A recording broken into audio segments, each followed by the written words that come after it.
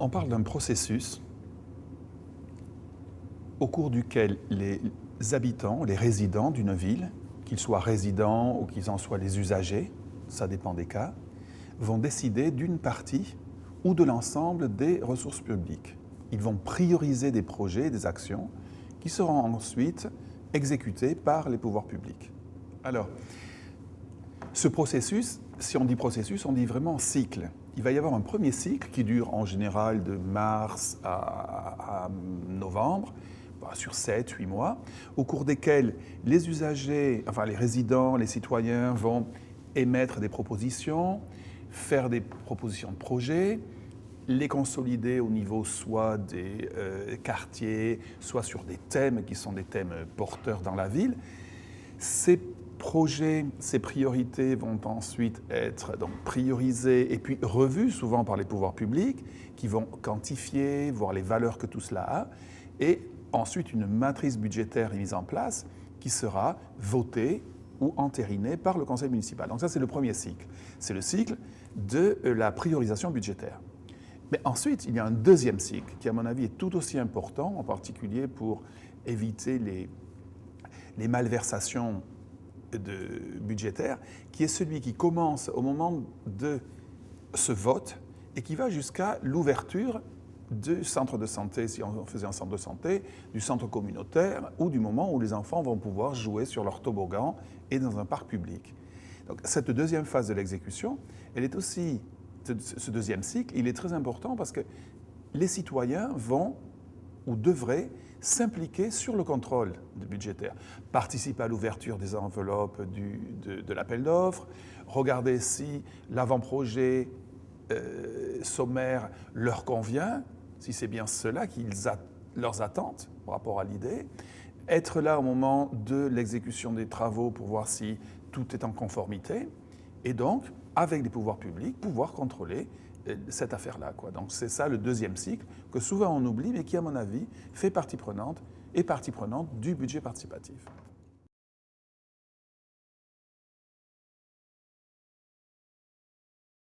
Porto Alegre est un peu la référence dans la mesure où en 1989, donc il y a un peu plus de 20 ans, c'est là que se sont consolidées les premières règles, les premiers manuels, même si au Brésil, cette année-là, il y en avait 3 ou 4 qui voyaient le jour. Mais enfin, c'est devenu la référence internationale. Et depuis, si je fais un raccourci sur les 20 ans, il y a eu une expansion et aujourd'hui, on en compte environ 1400. Très différents les uns des autres, mais le processus qui est né à Porto Alegre a essaimé d'abord au Brésil,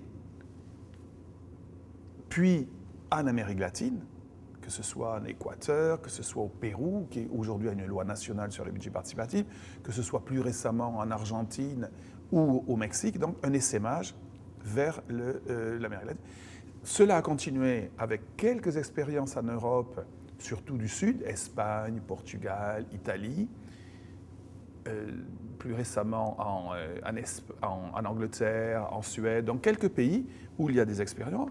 Depuis 2003, on avait établi un premier contact avec les pays africains, avec des personnes impliquées, qui a démarré au Cameroun en 2003. Et depuis 2004, on compte 162 expériences. Nous on en décompte 162, donc c'est quand même bien. Et puis cet essaimage s'est fait vers l'Asie, ou même en Chine actuellement, on trouve aussi des budgets participatifs. La ville de Chengdu va cette année voter de l'ordre de 200 millions de dollars. C'est pas rien. Une 50 d'expérience, il y en a en Corée, modèle Porto Alegre. Les seules régions où encore les premiers pas sont très timides, c'est les pays arabes. Et c'est d'autant plus important aussi de signaler l'Amérique du Nord, qui a été très très tardive à s'impliquer. On a maintenant Chicago, on a New York, d'autres villes nord-américaines. Il y a eu l'expérience du plateau à Montréal, qui a été très pionnière, quelques autres timides expérimentations, mais on dit il y a là une des majeures innovations de démocratie participative qui s'est mise en place dans le monde sur ces 20 dernières années. Et ça, c'est un chemin qui, à mon avis, est irréversible.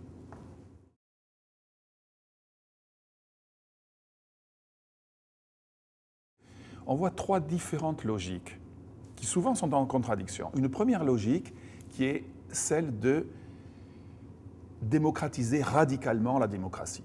C'est-à-dire le budget participatif est un premier pas pour qu'il y ait plus de pouvoir aux citoyens, pour remettre en question une démocratie représentative qui a montré ses limites d'engagement citoyen, ses limites redistributives, ses limites comme système politique. Et donc, ceux qui sont porteurs de cette logique de radicalisation politique ont en perspective que le budget participatif est un premier pas vers plus de démocratie, plus de pouvoir aux citoyens. Une deuxième logique, je dirais, moins politique et plus de technocratique. C'est-à-dire, elle vise à ce que l'argent public soit utilisé de manière plus transparente. Elle part des principes de transformer une municipalité en un prestataire de services où le citoyen est un client. Il paye ses impôts, il a droit à des services de qualité. Pour que ces services soient de qualité, il est important qu'il définisse, ce citoyen, quelles sont ses priorités, comment il voit la meilleure manière d'utiliser l'argent. Donc, on a là des logiques qui sont plus portées par des directions des finances et qui optimisent les ressources locales, souvent dans des villes où il y a des coupes budgétaires, mais donc c'est l'optimisation. Très différent, moins participatif, plus gestionnaire. C'est ce que font par exemple pas mal de villes chinoises qui essayent de mieux dépenser leur argent. Une troisième logique est assez différente. Elle serait proche de ce qui est la gouvernance et la bonne gouvernance, à savoir, elles essayent d'établir du lien social entre des municipalités souvent très très distantes des électeurs et des électeurs et des citoyens qui n'ont plus confiance dans leurs pouvoirs municipaux, qui sont méfiants, défiants et qui ne voient pas dans le politique élu une possibilité d'amélioration. Donc le budget participatif, il va offrir une opportunité pour que le maire, les employés municipaux, les techniciens des municipalités puissent rétablir un contact positif avec justement les habitants. Donc c'est créer du lien social, établir cette connectivité entre différents acteurs qui ne se parlent pas. Vous voyez, donc on a trois logiques assez différentes. Une qui est plus politique, une qui est plus technocratique, financière, et puis une autre qui est beaucoup plus de bonne gouvernance et de lien entre un État et ses citoyens.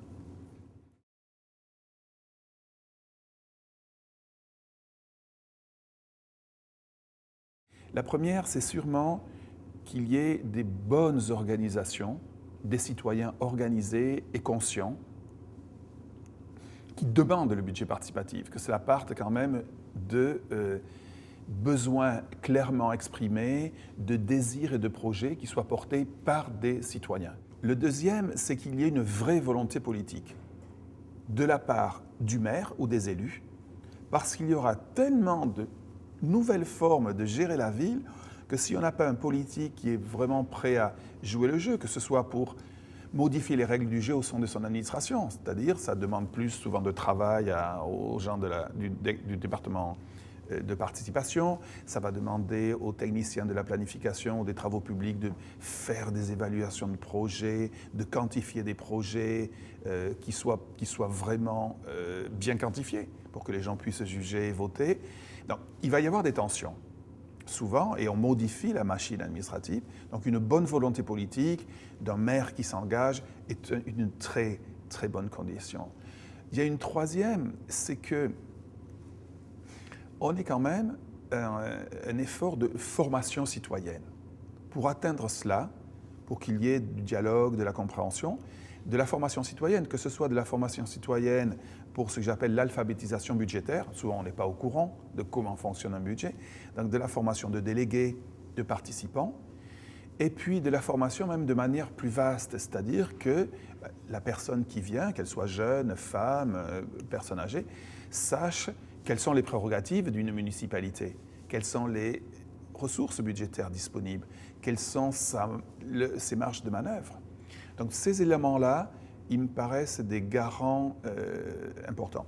Un autre que l'on a ici, c'est que les règles du jeu, du budget participatif, qui varient d'un endroit à l'autre, ces règles du jeu qui font partie de règlements internes à chaque ville, et qui changent tous les ans, ces règles, donc elles varient d'une ville à l'autre, parfois c'est des cahiers plus importants que dans d'autres, ces règles soient établies par les citoyens.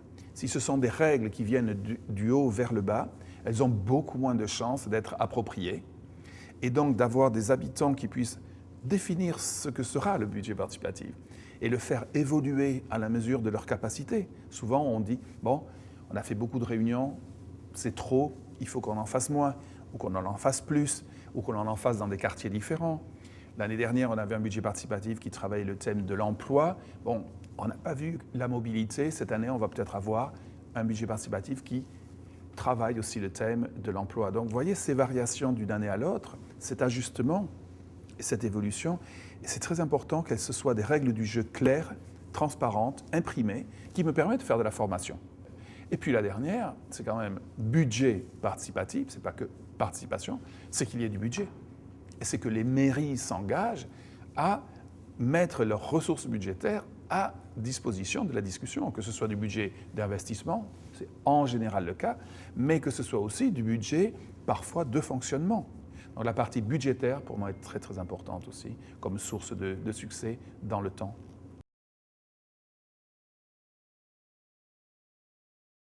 Un premier piège qui est celui de vouloir aller trop vite, d'une part, c'est-à-dire de vouloir brûler des étapes et de ne pas aller au rythme des habitants et des citoyens.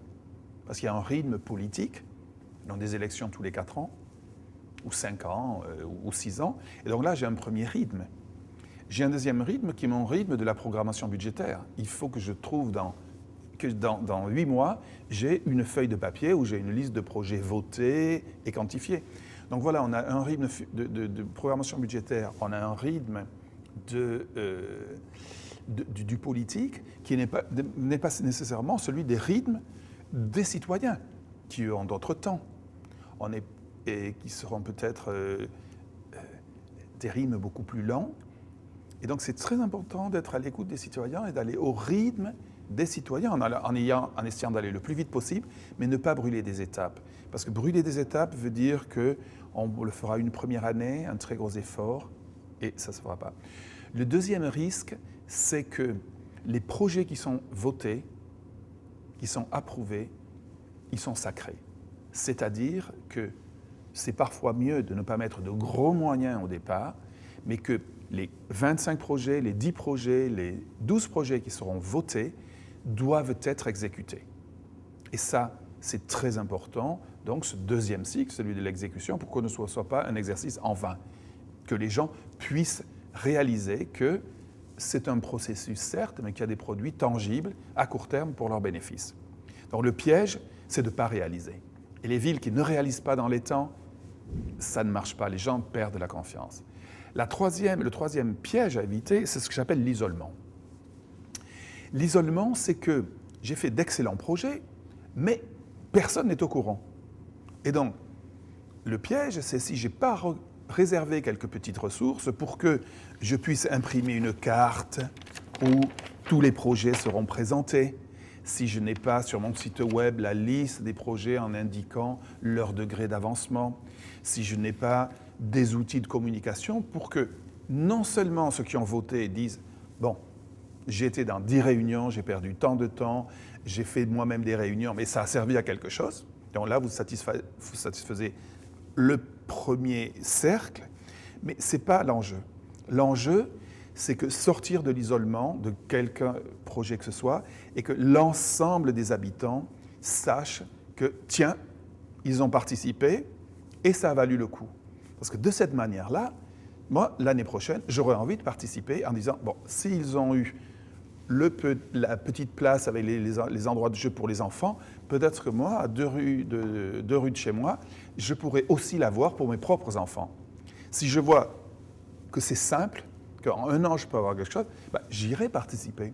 Mais si je ne suis pas au courant, pourquoi je le ferai? Et donc, l'autre piège, c'est l'isolement et ne pas communiquer. Ça, c'est très important. Et le dernier des pièges, c'est ne pas rendre des comptes. Vous pouvez faire de merveilleux projets, les diffuser, mais finalement, le citoyen, il se dit Est-ce que ça n'a pas coûté plus cher? Est-ce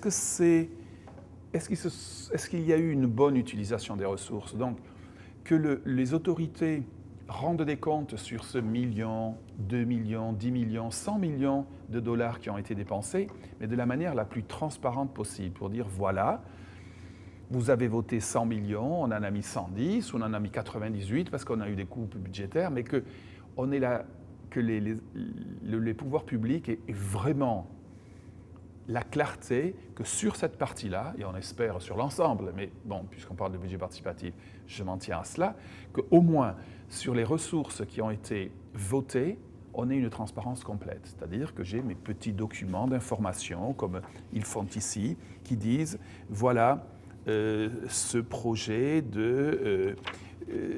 d'espace communautaire a coûté tant, voilà l'argent, voilà l'adresse. Ces outils, ils sont extraordinaires parce qu'ils me redonnent de la confiance et l'envie de participer, parce que je sais que c'est intéressant.